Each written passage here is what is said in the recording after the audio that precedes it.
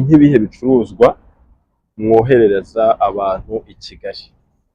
urumva hano rero muri Dubai, mu by'ukuri Dubai ni isoko, ku isoko.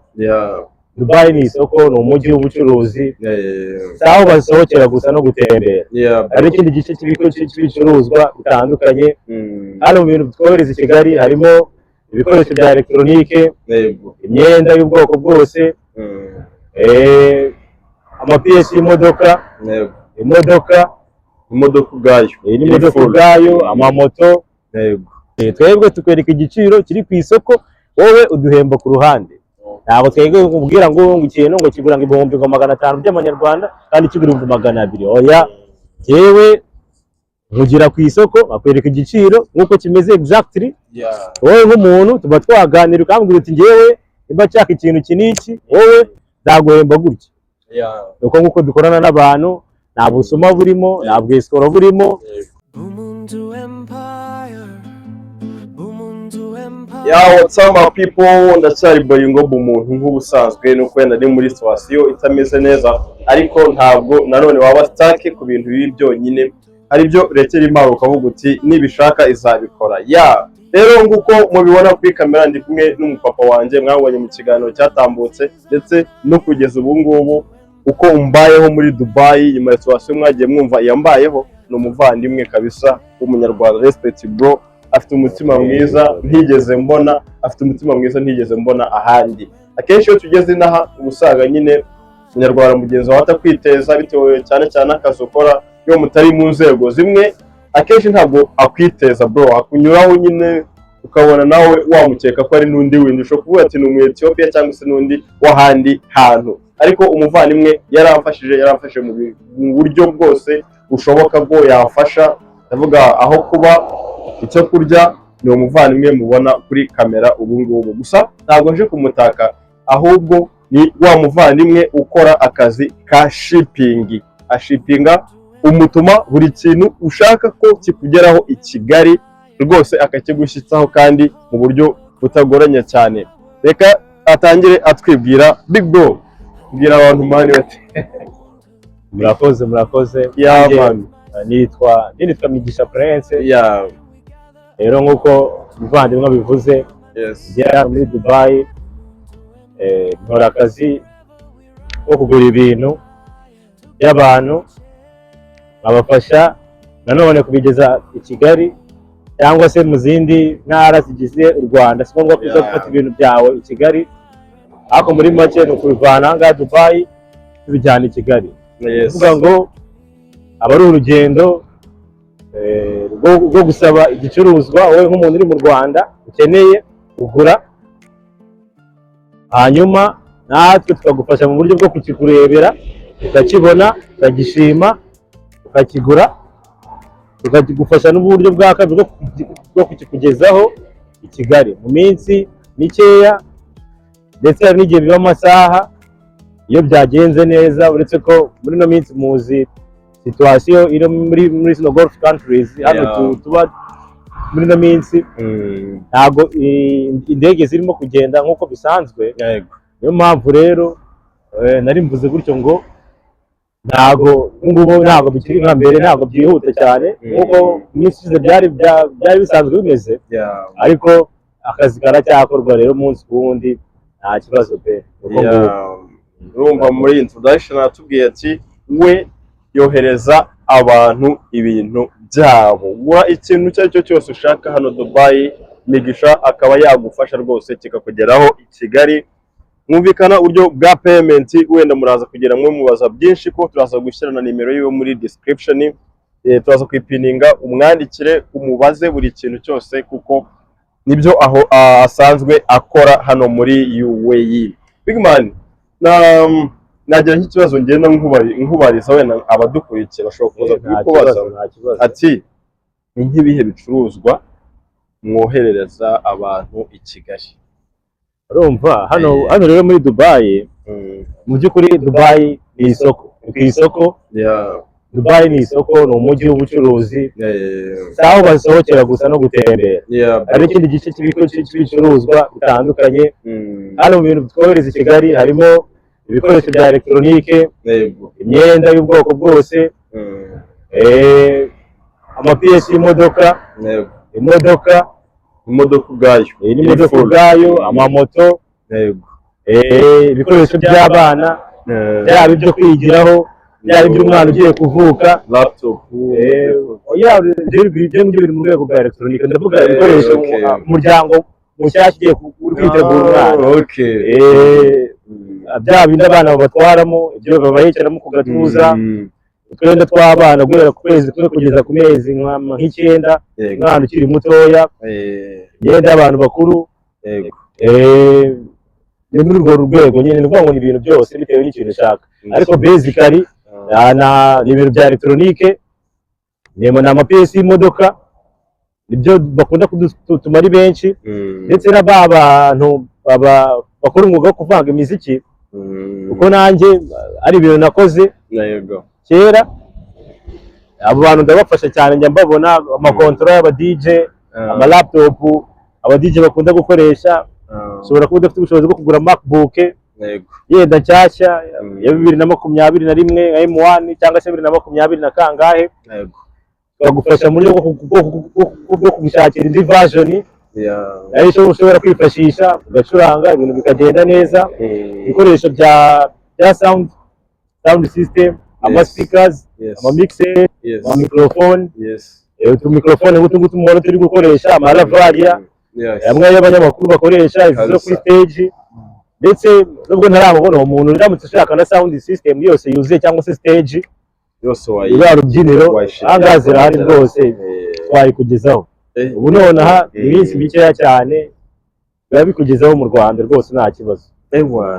Ndakeka muri kuza wenda musobanukirwa, hanyuma uri buze kuba yagira ikindi kibazo yamubaza, niyo nimero iri muri description ya video. Kana kuri description gatoya urahita ubona nimero ya WhatsApp, uhite umucatinga mugire ibyo muvuganaho, ndetse no kuntu ibiciro cyangwa se kandi ntituvuge ibiciro kuko ibiciro biterwa n'isoko, ahubwo muvugane ukuntu kujyanye na payments uko ikorwa, ndetse aho wabisanga wowe uramutse ubitumije uri i Kigali, aho wabisanga. Press rero muri ino minsi ibibazo biri mu bihugu bya Middle East, ndakeka indege zitari kuba zagera nk'uko byahoze. Harimo ikibazo, ziragenda nk'amakarigo aragenda, ariko muri rusange indege zose nka za Rwandair, za Kenya, urabona izo abantu benshi b'i Kigali bo muri East Africa bakoresha, ntabwo zari zafungura ingendo neza nk'uko byari bisanzwe mbere. Ubu hagenda cyane cyane Fly Dubai, Ethiopia, ndakeka Emirates, Fly Bella, ndakeka n'izo nkunda kubona. Zirazi iwacu bisa naho bitarafungura, uretse za Karigo. Na Rwandair Karigo irakora nta kibazo kabisa, ndetse no muri minsi niyo turi gukorana nayo. Muri dutandukanyirize igihe indege zose ziri kugenda na kino gihe wenda hari kugenda indege imwe, uwatumije ibintu muri kino gihe nyine turimo twese tuzi, uwatumije ibintu ategereza iminsi ngahe, ese ni ya masaha angahe? Muri make nicyo ngicyo ushaka kumenya. Ni ukuvuga ngo bisanzwe iyo watumije ikintu hano muri Dubai, kikugeraho i Kigali iyo tumaze kukigura byararangiye, ni amasaha 6. Nuko byinshi bica mu kirere, iyo ari ibintu bitoya atari nk'urumva amfite imodoka itwara iminsi, ni iminsi nka 30 imodoka cyangwa 32 biri i Kigali Dubai Port. Rero nuko twumvikanye, ariko tugeze i Kigali Dubai Port cyangwa se Dar es Salaam, ariko twebwe basically ni Dubai Port Kigali. Ujya gufata imodoka yawe Masaka nta kibazo, ndetse na dedouanement turagufasha byose, ukagenda ushyira mu rufunguzo ugenda.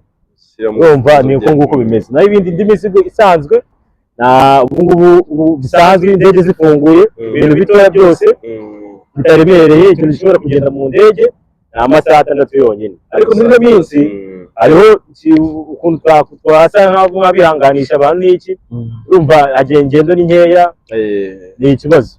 Rero ubu ngubu ino minsi bitwara ni iminsi 7. Iminsi 7 y'akazi. Nonaha uguze nk'ikintu nonaha kigeze i Kigali turi kuwa gatatu mu gitondo, saa 12 za mu gitondo, ikintu cyawe kiba kiri i Kigali mu Rwanda. wemerewe kuza ugafata umuzigo wawe. Agira ngo abadukurikira none bumvisha ku kantu nari mubajije ati ikibazo kiri muri Middle East ko indege zitari kuba zagenda neza, ese bya bintu ni ya masaha cyangwa ni iminsi? Aradusobanuriye ati ni mu gihe cy'umweru kimwe kuko indege ziri kugenda ari nkeya, ntabwo biri amasaha 6. Amasaha 6 yabaga mbere yuko ino situation igera iba yagera kuri runo rwego. Okay, big man Mugisha, nanone ikibazo wenda cy'amatsiko nacyo nagira ndetse n'undi wese ndakeka yaza kutikubaza, ese iyo umukiriya wawe uwo nyine uwo muri gukorana ibyo yatumije bitamugezeho cyangwa se agasanga ibyo yatumije si byo, bigenda bite? Urumva mu rwego rwo gutanga serivisi nziza no gufasha abakiriya kuba satisfied, mu rwego kugira ngo icyizere gikomeze. Urumva haramutse mukiye umuntu umwe, abantu bagira inshuti, abantu bagira abavandimwe, kandi nimba ari ikintu cya mbere kigenda kikanagera kure, ntabwo ari byiza, ahubwo ni amakosa yawe. Amakosa y'umuntu niyo yoroha cyane mu kugera kure. Ubwo rero iyo umuntu atumije ikintu agasanga se icyo yifuzaga, cyangwa se kikaba cyashobora kumeneka, gishobora kwangirika, cyangwa se indi mpanuka yose yaba, umuntu ahabwa refund, asubizwa amafaranga ye, cyangwa se kuko urumva kenshi ari n'amafaranga abakeneye, ahubwo abakeneye cya kintu.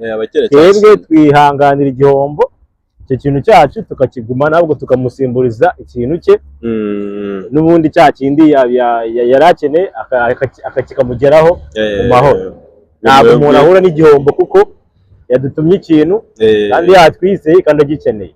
Iyo kigize ikibazo, twebwe tumusubiza amafaranga ye, cyangwa se tukamuhindurira igicuruzwa cye kuko nicyo aba akeneye. Ko nicyo aba akeneye. Ariko nanone bishobora kuba ugura ashobora kubura igicuruzwa cye, cyangwa se akabona igitari cyo bitewe nanone nuko yari yabasobanuriye. Ni nk'iki wabwira abashaka kuba batumiza ibintu, ni iki yaba ari sure ko, ni iki nyine agomba kumakinga sure mbere yuko atuma icyo kintu? Urumva ikintu cya mbere, cyo kuntu dukorana n'abantu, mbere yuko wowe unohereza n'amafaranga yawe, wowe umbwira izina ry'ikintu ushaka, cyangwa se ukampa nk'ifoto y'ikintu ukeneye, n'icyo kintu ndakigushakira.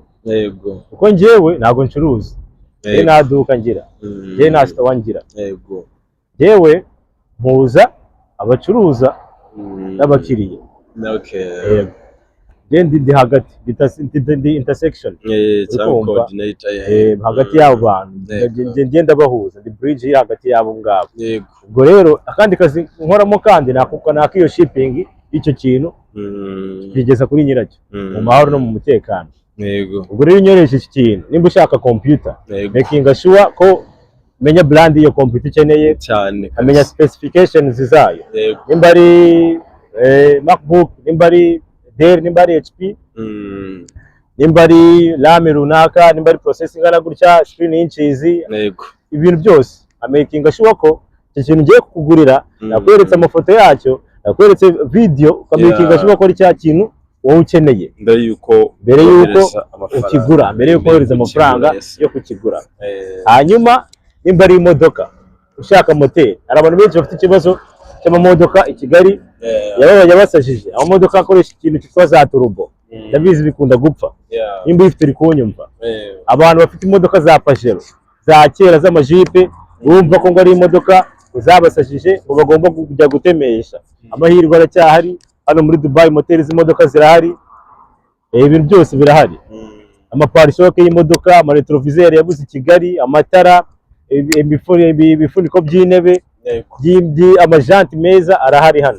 Mu minsi mikeya imizigo yabiri i Kigali, nta kindi kibazo kibamo. Twebwe tukwereka igiciro kiri ku isoko, wowe uduhemba ku ruhande. Ntabwo twebwe kubwira ngo ikintu ngo kigura ngo 500 by'amanyarwanda kandi kigura 200. Oya, yewe mugira ku isoko akwereka igiciro nkuko kimeze exactly. Wowe nk'umuntu tuba twaganira ukambwira uti ngewe imba cyaka ikintu kiniki, wowe ndaguhemba gutya.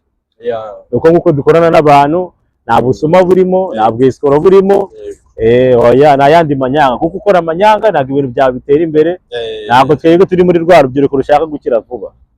Oya nta nzira y'ubusamo iba igera ku bukire, ni ugukora gake gake day by day, kuko iyo uhemutse mu Rwanda amategeko arakora. Aha ngaha nimero y'i Kigali ni 078 iraguhamagara ukitaba. Ribu nta hantu wayicikira, nta wakwirukira. Wewe mukire n'umunyarwanda afite proof mwaravuganye, baragira koresha amafaranga mu buryo bugaragara, wamucikira he? Nta wamucikira. Nese ubyishe none nawe uhemutse kandi ari ubuzima bwawe ariko kazi ukora, ejo se byagenda gute? Niba wiciye nanone wishe isoko ryawe.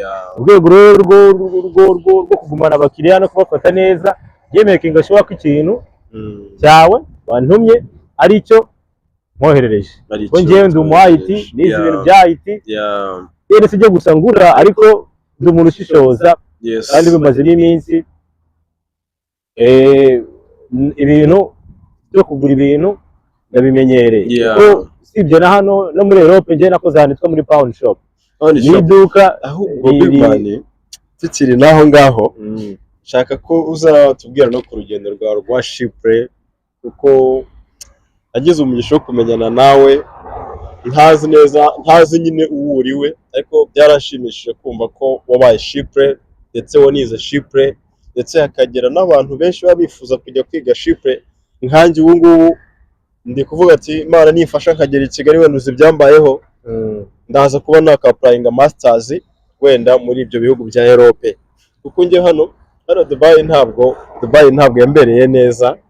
Ariko ntabwo Dubai rega wewe bya bindi nakubwiye, Dubai ni nini, ni big. Gusa nyine ndashaka uzaduhe ikiganiro ku bijyanye na range yo muri Chypre, wenda ntabwo ari byo turimo hano, ariko umuvandimwe n'ubundi yabaye muri Chypre, ibintu ari gukora ntabwo ari ubwa mbere wenda yabavuze ati ngo agiye kwiga kubikora ari uko ageze Dubai, ntabwo yabaye na Chypre.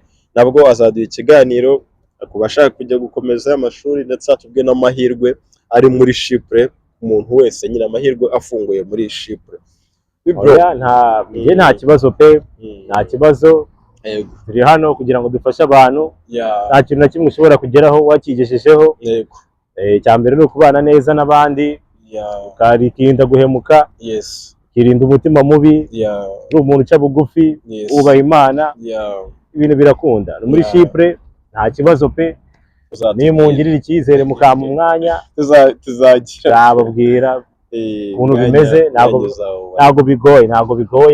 Nanjye nagiyeyo ndi umunyarwanda, hari n'abandi banyarwanda banjye bakiriyo nasizeyo, hari n'abandi bavuyeyo bajya ahandi, hari n'abandi bari i Kigali twabanyeyo benshi.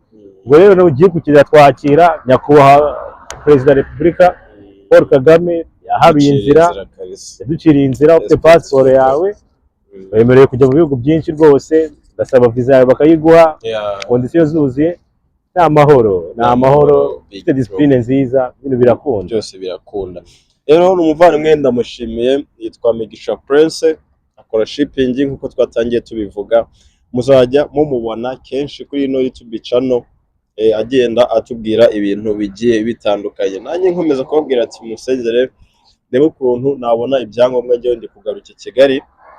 Nagize ikibazo cy'uburwayi butanyemerera kuguma gukora, ndetse n'ibindi byinshi bigiye bitandukanye nagere mu makampani nabagamo. Rero niyo mpamvu njyewe ndi kuba nasohoka, ariko ningera i Kigali n'ubundi Migisha ntabwo azaba tumusize, tuzakomeza dukontagitinge nawe, ndetse ibintu bigende neza nk'uko byari bisanzwe binagenda neza. Murakoze rero Migisha, ndabishimiye. Murakoze cyane kandi namwe ko mu mwanya wanyu. Okay, big bro. Thank you kabisa. Ni Muntu Empire. Ndarwaye nkandira subscribe ndebe ko nazagera i Kigali nkabona uko nivuza. Sawa merci.